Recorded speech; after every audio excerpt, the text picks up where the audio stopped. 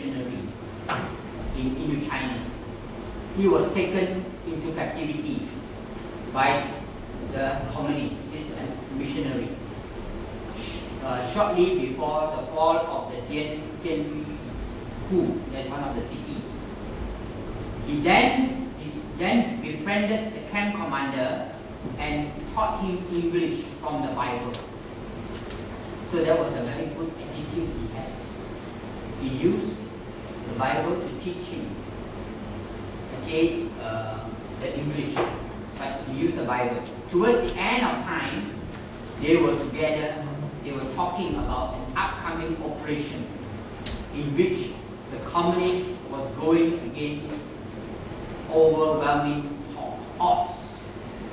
So when the missionary pointed that he might die, do you know that he would die because of this operation? The young officer thought for a moment and then said, I would gladly die if I could advance the cause of communism one more mile. He further added, you have read to me the Bible. I have come to believe that you Christians have a greater message than communism. Why? I believe we are going to win the world for Christianity. Means something to you. But communism means everything to us. That's how committed and dedicated the communist officer was. This kind of commitment and dedication should shape us and strike us to the heart. Where is it among us? Where is the commitment that we have, that Christ wants us to have? Let us remember this story, that we need to be like this. Total commitment, total surrender.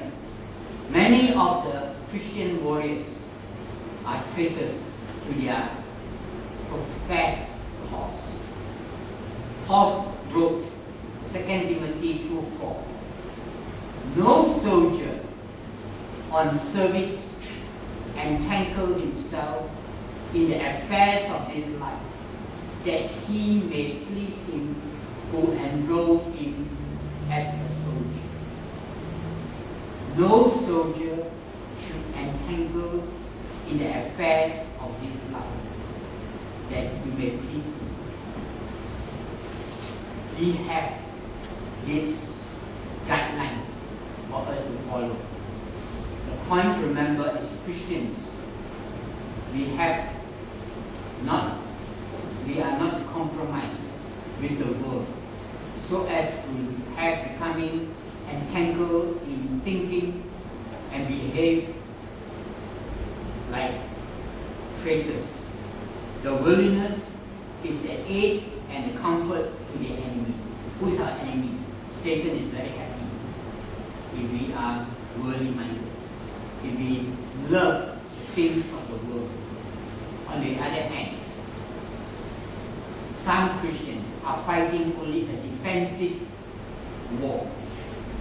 They are content to try to contain the enemy without defeating them. That means they do something, but they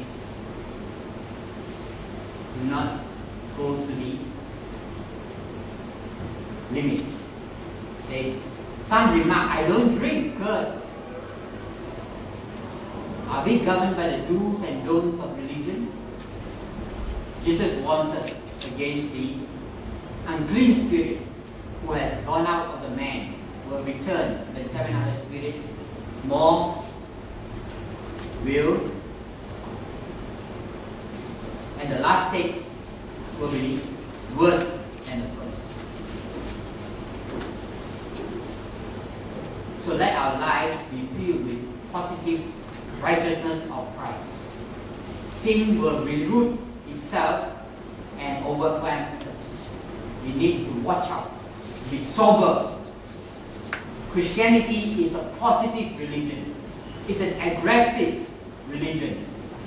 It's aggressive in nature. We must win the world away from Satan to Christ And what does it involve? What does it involve? It involves that we are to be soldiers in the Lord's army.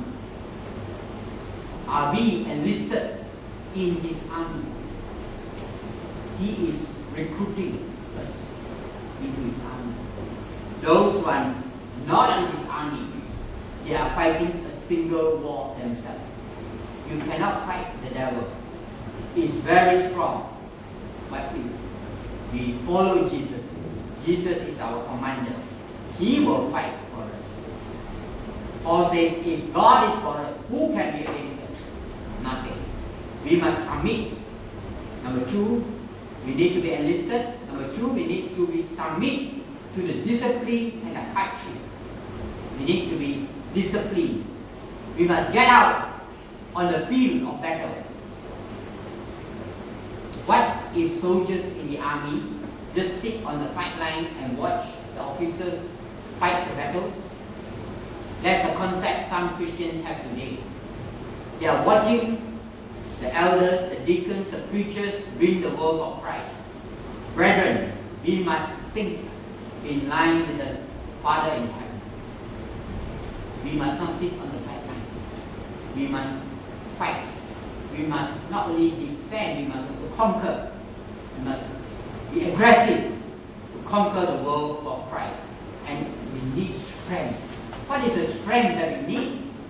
What is the strength that we need? There are a lot of spiritual vitamins that we can take. You can see them all over the Bible. If you look carefully, you can look at faith.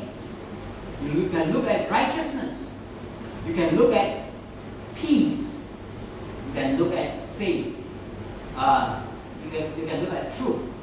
You can look at salvation. This the Word of God, prayer, and perseverance. These are the ammunitions we need. We need all these ammunition to be armed. Then we can conquer. We have strong enough. Be strong in the faith and in the power of His might. Faith is the victory that overcomes the world. Faith, remember that. We are to walk by faith and not by sight. We have to be faithful to God, to Christ. Remember how to increase the faith that we have is to dwell in His Word.